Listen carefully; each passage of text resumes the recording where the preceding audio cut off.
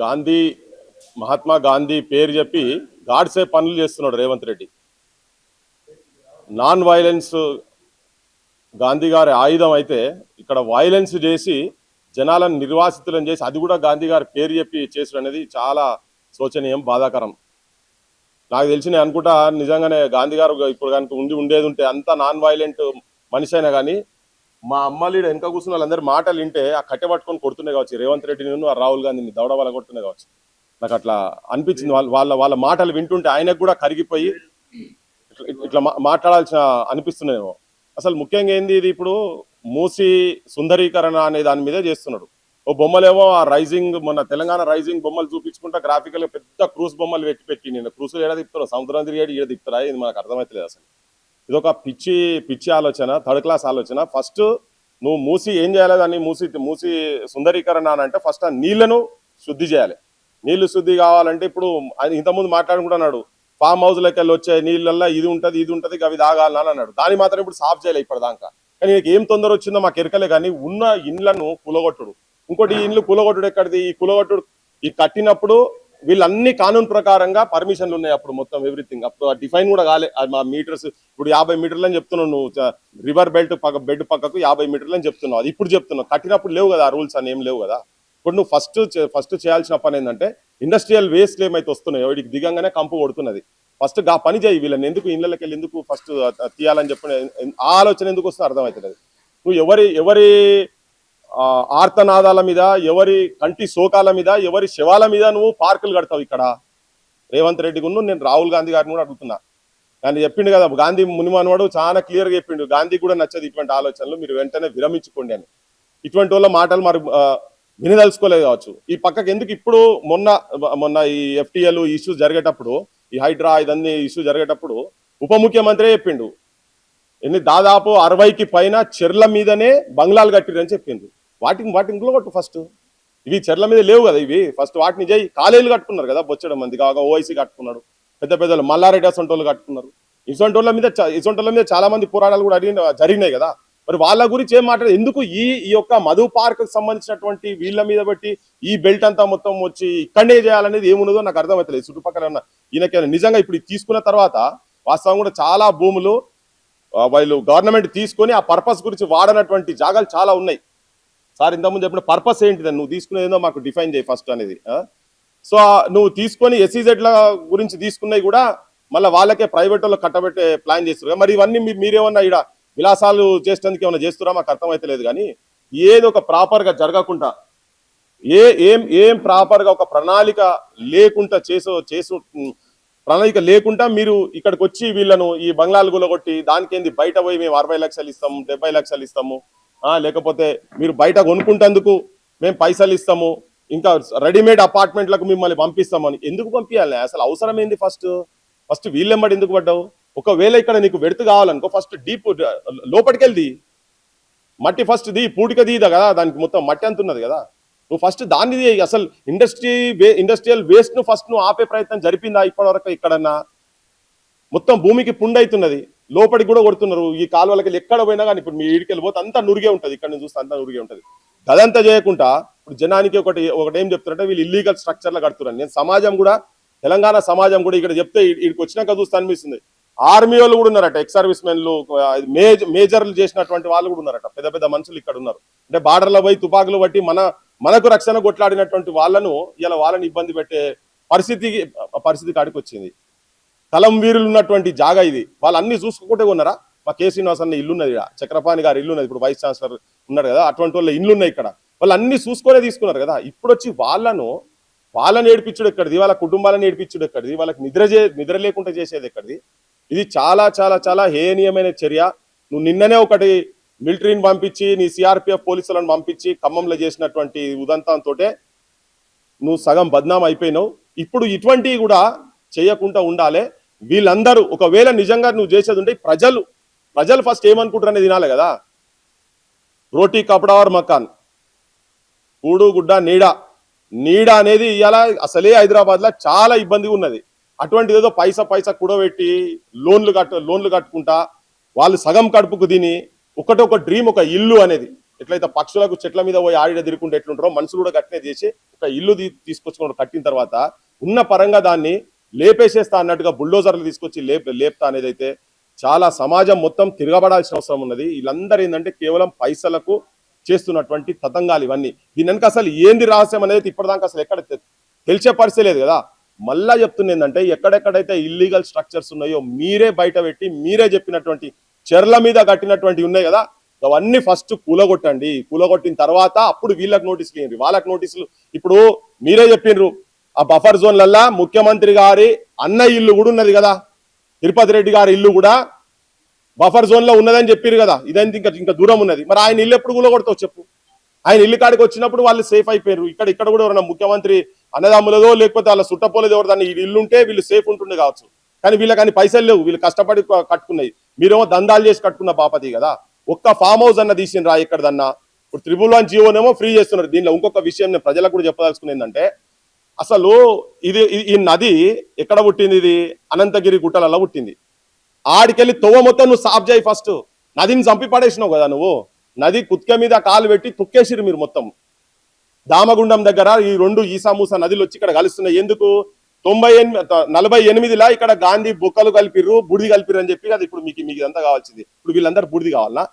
దాని నదికి ఫస్ట్ జీవం పోయి తొవ్వల ఎవరెవరి రియల్ ఎస్టేట్ దందాలు ఉన్నాయి, ఎవరెవరి ఫ్యాక్టరీలు ఉన్నాయి, ఎవరెవరి ఫామ్ హౌజులు ఉన్నాయి, ఏ లీడర్ల ఫామ్ హౌజులు ఉన్నాయి, కేసీఆర్ ఫామ్ హౌజులు ఉన్నాయా, కేటీఆర్ ఫామ్ హౌజులు ఉన్నాయా, రేవంత్ రెడ్డి ఫామ్ హౌజులు ఉన్నాయా, లేకపోతే బీజేపీల ఫామ్ హౌజులు ఉన్నాయా, ఎవరెవరు ఫామ్ హౌజులు ఉన్నాయా మొత్తం ఫస్ట్ దాని అక్కడికి వెళ్ళి నీ సుందరీకరణ మొదలు పెట్టేది నది ఎక్కడ పుట్టిందో అక్కడి నుంచి స్టార్ట్ చేయి. నువ్వు గోదావరికి వెళ్ళి నీళ్ళు తీసుకొచ్చి ఇక్కడ కలుపుతా ఇదేందే అని నాకు అర్థమైతే లేదు. ఫస్ట్ దాని చేయి, అక్కడి నుంచి తీసుకురా. అక్కడి నుంచి తీసుకొచ్చినాక ఇటు దానికి వచ్చినప్పుడు చూద్దాం. ఈ అపార్ట్మెంట్ కాడికి వచ్చినప్పుడు, ఈ కాలనీల కాడికి వచ్చినప్పుడు అప్పుడు చూద్దాం. అవన్నీ పక్కకు పెట్టి వీళ్ళ మీద ఏం కక్ష కట్టినట్టు ఇక్కడికి వచ్చి గిజ్జేసుడు ఎక్కడిది ఇదంతా? అంటే మీ లోపల ఏదో ఉన్నది, మీ వెస్టెడ్ ఇంట్రెస్ట్ ఉన్నాయి. ఇవన్నీ మీకు కావాల్సిన కాడ ఉలగొడుతున్నారు, మీకు కావాల్సిన భూములు తీసుకుంటున్నారు. లేకపోతే నీకు ఇక్కడ పెద్ద గాంధీ విగ్రహం అక్కడెక్కడ పటేల్ కట్టిరు కదా, ఏదది కట్టి నేను మొత్తం ప్రపంచం అంతా గాంధీ విగ్రహం కట్టిన మొగోని నేనని చెప్పి 3 ఫీట్లు ఉన్నోని గంత పెద్ద ఫీట్లు గంత పెద్దది కట్టినా అని చెప్పని నీకు చెప్పుకునేటువంటి పొంగనాలు చెప్పుకునేటువంటి ఆలోచన ఉన్నదేమో. ఆ గాంధీ అసలు గాంధీలకు ఏం పట్టింపు? అసలు గాంధీ వాళ్ళు చెప్తున్నది వద్దురా నాయన అంటే ఈ నకిలీ గాంధీ బ్రోకర్ వచ్చి ఇక్కడికి వచ్చి ఈయన బంగ్లా కడతా అంటుంది. అరే ఏ మాత్రం మనిషి అయ్యేది ఉంటే, మీకు మానవత్వం అనేది ఉంటే, మానవ విలువల మీద ఏమన్నా ఉంటే, ఒక ప్రేమ అనురాగాల అసొంటి ఏమన్నా ఉండేది ఉంటే వీళ్ళ మాటలు ఒక్కసారి వినేయా? మీ ఇంట్లోనే ఇనుమని చెప్పు. పొద్దునన్నా సోయికి రాని అన్నం తింటురా, గడ్డి తింటురా తెలుస్తలేదు, మొత్తుకుంటారు కదా. ఇప్పుడేం మునిగిపోతుందా తెలంగాణ? మునిగిపోతుందా భారతదేశం? మునిగిపోతుందా ఇప్పుడు ఇది కట్టకపోతే? గాంధీ విగ్రహాలే అవసరం లేదు అసలు. ఇక్కడ ఏ విగ్రహాలు కూడా అవసరం లేదు. ఈ పైసలు పెడితే ఒక 2 జిల్లాలల్లో మొత్తం ఉచిత విద్య ఇవ్వచ్చు, ఉచిత వైద్యం ఇవ్వచ్చు.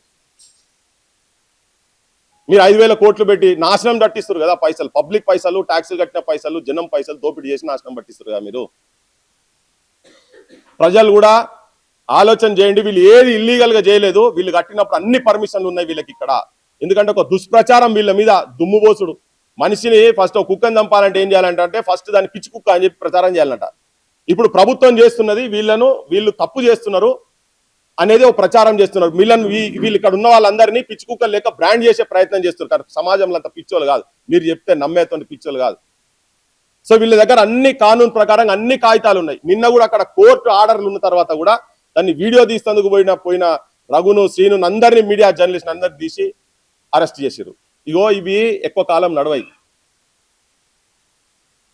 నువ్వు నిన్ననే బ్రాండ్ చేసిన నువ్వు రజాకార్లను తలపెట్టే తీరుగా హింసాయుతంగా గాడ్సే రజాకార్లను మరిపించేటట్టున్నావు నువ్వు. ఈడ రజాకార్ రేవంత్ గారు మీ ఆలోచనలు మానుకోండి, లేకుంటే ఇక్కడ నుంచి తిరుగుబాటు వస్తుంది. మీరు అక్కడ చేసినట్టు ఇక్కడ కూడా వచ్చి మీరు బుల్డోజర్లు కనుక పట్టుకొని వస్తే ఇక్కడ ఎవరో పెద్ద మనిషి ఇక్కడ కనుక ఒక్క సావు కనుక ఇక్కడ అయినా కానీ నిన్ను వదిలిపెట్టే ముచ్చటలేదు. ఇప్పటికే వదిలిపెడతలేము నిన్ను. వాళ్ళు చాలా పూటకు గడియకు గండం అవుతుంది. ఇంట్లో ఎంతమందికి గుండెపోట్లు ఎంతమందికి వస్తాయో తెలియదు. గుండెకు సంబంధించినటువంటి రోగాలు మీరు మీ ప్రభుత్వం పెట్టే పనులకు, ఒత్తిడిలకు, మానసిక ఒత్తిడిలకు. మొన్న కదా ఒక రిటైర్డ్ సబ్ ఇన్స్పెక్టర్ ఆర్ఐని ఎట్లయితే మీరు వాళ్ళకు రావాల్సినటువంటి పెన్షన్ బెనిఫిట్స్ రాకుండా చేస్తే ఒత్తిడికి లోనయ్యి భార్యాభర్తలు ఇద్దరు హాస్పిటల్ అయ్యి ఒకరు చచ్చిపోయిన తర్వాత మేమందరం పోయిన తర్వాత ఈ సోయినోళ్ళు అదే రాత్రి 67 లక్షల రూపాయలు బ్యాంకులు వేసారు. అంటే ఒకరు చచ్చిపోతే కానీ మీకు రాదా? ఇప్పుడు ఇక్కడ కూడా అటువంటి జరగాలనా? అందరు పెద్దోళ్ళు ఉన్నారు ఇక్కడ, సోయికిరా అందరు మీ అమ్మ నాయన లేకపోతే మీ పిల్లలకు అమ్మమ్మల నాయనమ్మల వయసులో ఉన్న వాళ్ళు ఉన్నారు ఇక్కడ, వాళ్ళ భవిష్యత్తు ఏంటిది, వాళ్ళ ఆర్తనాదాలు వినాలని చెప్పి నేను ప్రభుత్వానికి విజ్ఞప్తి చేస్తున్నా. వెంటనే దీన్ని విరమించండి. మీరు నిజంగా గాంధీ భక్తులైతే మీరు గాంధీ అనే మీరు మీ పార్టీ అధినాయకత్వము ఇది కనుక కూలగొడితే తెల్లారి నుంచి వాడిని రాహుల్ అని పిలుద్దాం, ప్రియాంక అని పిలుద్దాం, అంతా సోనియా గినియా అని పేర్లు పిలవాలి, గాంధీ అని కూడా పక్కకు తీసి పడేసాలి. వాళ్ళ పార్టీ హెడ్స్ ఉన్నారు కదా, మీడియా కూడా విజ్ఞప్తి చేస్తున్నా, ఇప్పటి నుంచి ఇది బంద్ చేస్తేనే వాళ్ళని మళ్ళీ గాంధీ అనాలి, లేకపోతే ఆ గాంధీ అనే పేరు కూడా తీసి పడేసాలి. ఎందుకంటే గాంధీ పేరు మీద ఉన్నటువంటి కలంకం చేస్తున్నారు వీళ్ళు.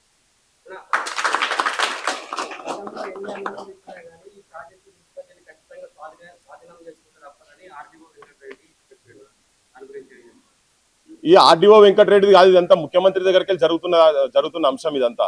వాళ్ళు అట్లే మాట్లాడతారు అబ్బా, he who fears fails, Gandhi చెప్పింది. ఇది భయపడాల్సిన అవసరం లేదు. ఇక్కడ భయపడితే మనం ఓడిపోతాం. ఇక్కడ గావిడ ఆడియో వచ్చి ఇక్కడ కూర్చుంటే ప్రజలతో పెట్టినటువంటి జీతగాళ్ళు వీళ్ళంతా, వాళ్ళు చెప్తే భయపడేది ఎక్కడబ్బా? భయపడాల్సిన అవసరం లేదు. గట్టి కూర్చొని చూడండి, ఒక్కరి మీద చేయబడి ఇక్కడ రక్తపాతం కానీ మొత్తం ఇక్కడ దేశం మొత్తంకి వెళ్ళి ఉన్నారు కదా, మొత్తం ఎక్కడెక్కడి నుంచో ప్రకటనలు రావాల్సిందే. ఈ ప్రొటెస్ట్ ఇక్కడిది ఢిల్లీ దాకా పోవాలి. ఈ ప్రొటెస్ట్ ఈ అపార్ట్మెంట్ పేరు ఢిల్లీ మొత్తం తెలవాలి. అట్లా పోరాటం ఇక్కడ కనుక జరిగేది ఉంటే ఎవరు తరం కాదు ఇక్కడికి వెళ్ళి తీసేది. నేను అదే అంటున్నా కదా, నువ్వు బఫర్ జోన్ అనేది ఇప్పుడు కట్టేటప్పుడు బఫర్ జోన్ లేదు. ఇది నువ్వు తర్వాత బఫర్ డిక్లేర్ చేసుకున్నావు, 50 మీటర్ల తర్వాత డిక్లేర్ చేసుకున్నావు. 2010 తర్వాత వచ్చింది అది. ఇది కట్టింది ఎప్పుడు? 2009కే ఇక్కడ 14-15 మంది అపార్ట్మెంట్లకు వచ్చినారు. ఇది కట్టింది 2003-2004లో కట్టిండ్రు. మరి అప్పటికి లేదు కదా రూల్. ఇప్పుడు నువ్వు కొత్తగా రూల్ తీసుకొచ్చి కూలగొడతా అంటే ఎట్లయితుంది? ఇంకొకటి, నువ్వు మొత్తం ఇక్కడి నుంచి అక్కడ దాకా మొత్తం కానూన్ ప్రకారంగా ఉన్నాయా? చెర్లలో కట్టిరని నీ ఉప ముఖ్యమంత్రి చెప్పిండు కదా ప్రెస్ లో పెట్టి. వాటిని గులగొట్టబ్బా. పెద్ద వాళ్ళ ఫామ్ హౌస్లు ఉన్నాయి ఇల్లీగల్ గా, వాటిని గులగొట్టున్నాయి. అదే చెప్తున్నా కదా, దామగుండంకి వెళ్ళి ఇక్కడ దాకా తోవాల ఎన్నెని ఎక్కడెక్కడ మూసిని కబ్జా చేసిండ్రో అవన్నీ ఖాళీ చేయని. ఖాళీ చేసినాక ఇడికి రా ఫస్ట్. ఇది అలా లేదు మళ్ళీ చెప్తున్నా. అదేమో డైరెక్ట్ నది బొడ్డుల నది గర్భంలో కట్టిండ్రు బంగ్లాలు, ఫామ్ హౌస్లు మొత్తం. అవి గులగొట్టని ఫస్ట్, అవన్నీ ఉన్నోని అవి గులగొట్టి ఇడికి రా. నువ్వు ఎక్కడ ఆడికెళ్ళి కదా నది ఎక్కడికెళ్ళి వస్తాయి? ఆడ వర్షాలు పడితే ఈ నది వస్తుంది. వీళ్ళు మొత్తం కబ్జాలు చేసి ఆడికెళ్ళి నదిని మొత్తం బంద్ చేసేసి ఇప్పుడు నేను గోదావరి నీళ్లు తీసుకొచ్చి జనానికి నీళ్లు తాగిపిస్తాను కథలు చెప్పుడు ఎక్కడ తప్ప నాకు అర్థం కాదు. ఇక్కడ నుంచి పోయేట కింద మొత్తము పోయేదంతా కెమికల్సే కదా, విషపు నీళ్ళు ఇవన్నీ. దాన్ని ఫస్ట్ సెటరైట్ ఇప్పుడు పారుతున్నాయి కదా, దానిలో విషం పారుతుంది. అది నీళ్లు కాదు ఇవి పారేటి, తాగుడు కాదు కదా, దానిలో కాలు కూడా పెడితే రోగాలు వస్తాయి. సో అవి ఫస్ట్ చేయి. అంటే నువ్వు ఇండస్ట్రీస్ అన్ని మొత్తం ఇండస్ట్రీస్కి వచ్చేటి వేస్ట్లన్నీ మొత్తం బంద్ చేయాలి కదా. దానికి ఏంది, ముఖ్యమంత్రి దాకా పైసలు పోతాయి. కిందున్న ఆఫీసర్ కాడికి వెళ్ళి మొదలు పెడితే, పొల్యూషన్ కంట్రోల్ బోర్డుకి వెళ్ళి మొదలు పెడితే ముఖ్యమంత్రి దాకా కమిషన్లు పోతాయి. కాబట్టి అవి నడుస్తున్నాయి. మళ్ళీ కమిషన్లు కంపెనీలు కూడా వాళ్ళల్లో సంబంధించినట్టే ఉంటాయి కదా, అవి బంద్ చేయి ఫస్ట్. నువ్వు అవి సాఫ్ చేసి మాకు ఒక నిజంగానే కాన్ఫిడెన్స్ బిల్డప్ కానీ నేను నిజంగానే మంచి పని చేస్తున్నాడు, మంచి నీళ్ళు పోతున్నాయి కదా, ఈడికెళ్ళి మొత్తం అక్కడ దాకా దామగుండం దాకా మొత్తం సాఫ్ చేయని ఫస్ట్.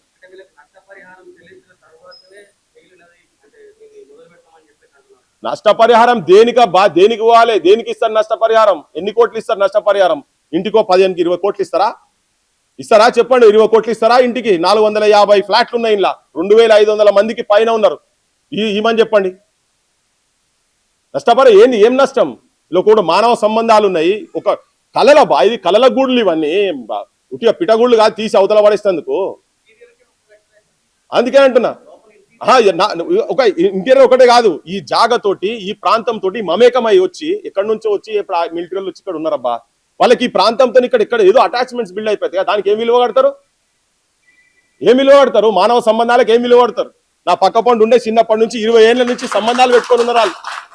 కొద్దిగా లేసే వీళ్ళ కుటుంబం వాళ్ళ కుటుంబంతో అనుబంధాలు ఉన్నాయి, ఆప్యాయతలు ఉన్నాయి. దానికి ఏం విలువ కడతారు ముఖ్యమంత్రి? ఇది ఇల్లీగల్ గా కట్టింది కాదు కదా, కానూన్ ప్రకారంగా కట్టింది. నువ్వు ఇల్లీగల్ గా వస్తున్నావు ఇక్కడికి, నీ కానూన్లు తర్వాత చేసుకున్నావు. ఇల్లీగల్ ఉన్నాయి, వేలాది ఉన్నాయి కదా, 1000 కోట్లకు సంబంధించిన ఆస్తులు ఉన్నాయి కదా, దాని మీద పోమని చెప్తున్నాం కదా. అవి గులగొట్టి ఇడికి రా. ఏదో చూపించి నేను పార్కులు చేస్తా, క్రూసులు తిప్పుతా, పగలగా లేవడానిడా క్రూసులు ఎడ తిరుగుతాయి? బొమ్మలు దేని పెట్టిండు? క్రూసులు సముద్రంలో ఉంటాయి. పడవల బొమ్మలు కూడా కాదు ఆయన పెట్టింది. ప్రపంచం అంతా పిలిచి ఆడ పెట్టి ఇండియా రైజింగ్, తెలంగాణ రైజింగ్ అని పెట్టి మొత్తం ఫ్లెక్సీలు పెట్టి దానికి 1000 కోట్ల రూపాయలు పెట్టిండు కదా. ఇక తిరుగుతాయా దీనిలో సముద్రాలు తిరిగేటి క్రూజులు తిరుగుతాయి, ఇలా లాంచ్లు కూడా తిరిగి అవన్నీ పెట్టి కథలు పెట్టి జనానికి అంతా భూలోక స్వర్గం చూపిస్తుండు. క్యాజువల్స్ ఇన్ ఎయిర్, గాలిలో మిడల్ చూపిస్తుండే ఆయన పెద్ద మనిషి ముఖ్యమంత్రి. సో ఇవన్నీ పరిహారాలు గిరిహారాలు ఇవన్నీ వాళ్ళు ఇల్లీగల్ ఉండి ఏదో వస్తే వేరు విషయం, కానీ పైసలు పెట్టి చెమట ఆ రోజు వాళ్ళు కట్టినప్పటి లోన్కు 1000 రూపాయలకి ఇవ్వాలి, 8,000 కావాలి. మరి అట్లా అంటే ఇప్పటికీ నువ్వు ఎట్లా మానవ మానవ సంబంధాలకి ఇవన్నిటికి దేనికి విలువ కట్టలేని కాబట్టి అప్పుడు వాళ్ళు ఖర్చు పెట్టిన పైసలకు కూడా నువ్వు దానికి దేనికి కూడా సరితూగదు, ఎక్కడ కూడా సరితూగదు. కనుక ఇవన్నీ బక్వాస్ ఆలోచనలు, ఫాల్తూ ఆలోచనలు, పిచ్చి ఆలోచనలు బంద్ చేసేయాలి. ఇదంతా సమాజం ఇక మొత్తం హైదరాబాద్ అంతా సుందరంగా ఉన్నది, ఒకటే సుందరంగా లేదా ఎట్లా చెప్తారు? మొత్తం ఇక ఆడబోతారా కంపు కొడుతుంది, ఆడిపోయినా కంపు కొడుతుంది, ఇట్లా ముక్కల కాడికి పోతా సాఫ్ చేయమని భయ్, సాఫ్ చేయమని దిగంగానే కంపు కొడుతుంది. ఊర్లలో ఏంది నడి రోడ్ల మీద చెత్త ఉన్నది, చెత్త చేసి శాతం అయితే లేదట, కానీ మొత్తం సుందరీకరణ చేసి ఈయన వచ్చి అబ్బా ఇక్కడ పోయి సంసారాలు చేస్తారు పోయి మనుషులు, ఇక్కడికి వచ్చి పడే చెప్తారా అర్థం కాదు. పార్కులు కడితే సుందరీకరణ కట్టుకోపో బొచ్చడు జాగాలనే కదా, ఇక్కడనే ఎందుకు రావాలి? ఓపెన్ ల్యాండ్ బొచ్చడు ఉన్నది. అగో 2,000 కోట్ల ఇప్పుడు ఎల్ఎన్టీ ఉంది సంబంధం 200 ఎకరాలు తీసట ఎల్ఎన్టీ తీసుకుంటాట. ఆయనకి ఎక్కడో ల్యాండ్ లావాదేవీల దగ్గర ఇబ్బంది వచ్చిందట, ఆ ఎల్ఎన్టీ దగ్గర గుంజుకుంటాడట. ఇప్పుడు అది ఏం చేస్తాడో ఆ భూమి అమ్ముతాడట. కట్టుకో కసంటి బొచ్చడు భూములు కదా, గాడ కట్టుకో. ఇంకా కాకపోతే ఇక్కడ వీళ్ళకు పెద్ద గోడగట్టు మూసి ఇప్పుడు ఫుల్ అయినా కానీ రాదు కదా ఇక్కడికి, ఏదో గోడగట్టు ఇక్కడ ఎంత పెద్ద గోడగట్టు దాని కిందికెళ్ళి లోతులకెళ్ళి నీళ్లు తీసుకపో. ఇంకా నువ్వు క్రూజులు నడిపేది ఉంటే కిందికి పోయినాక నడుపుకో. ఆడికెళ్ళి పోయి నువ్వు నీ కుటుంబము నీ మంత్రులు మంత్రిమండలి అంతా పోయి మేడారంలో క్యాబినెట్ మీటింగ్ పెట్టారు కదా, గట్ల వారానికి ఒకసారి క్యాబినెట్ మీటింగ్ పెట్టుకో, మాకేం ఇబ్బంది ఏం లేదు. కానీ ఇది ఎక్కడిది నాకు అర్థం కాదు. దొంగలు ఇళ్ళందరూ కలిసి ఉన్నారబ్బా, ఎక్కడి ప్రతిపక్షం? అంత ప్రజా వ్యతిరేక పక్షమే ఇదంతా.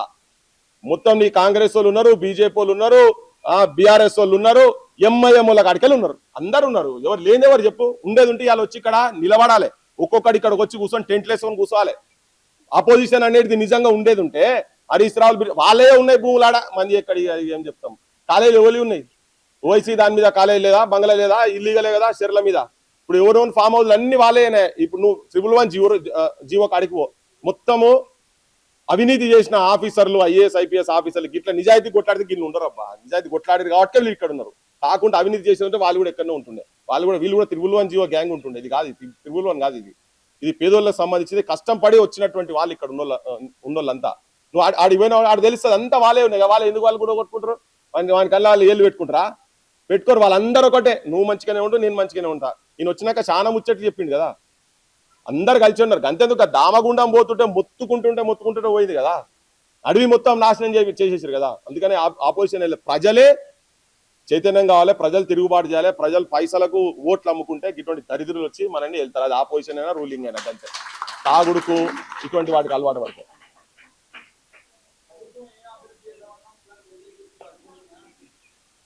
ఇది అభివృద్ధి? జనాల శవాల మీద బంగ్లాలు కట్టేది అభివృద్ధి? ఏంది అభివృద్ధి అంటే? ఎవరికైనా రోగం వస్తే పోగానే ఏ హాస్పిటల్కి పోయినా కానీ ఫ్రీగా ట్రీట్మెంట్ కావాలి, అవుతుందా? ఈడికెళ్ళి పోయినాక ఫస్ట్ వాడు పైసలు లేని వాడు అలవే చేయడు, హాస్పిటల్లా తీసుకోడు. బడికి పోవాలని చదువుకుంటా అంటే నాకు బడి కావాలి, బడి కాడికి పోతే బడి ఎక్కడిది? బడి లేదు, మన లేదు, టీచర్ లేరు, టాయిలెట్ లేవు, ఏం లేవు.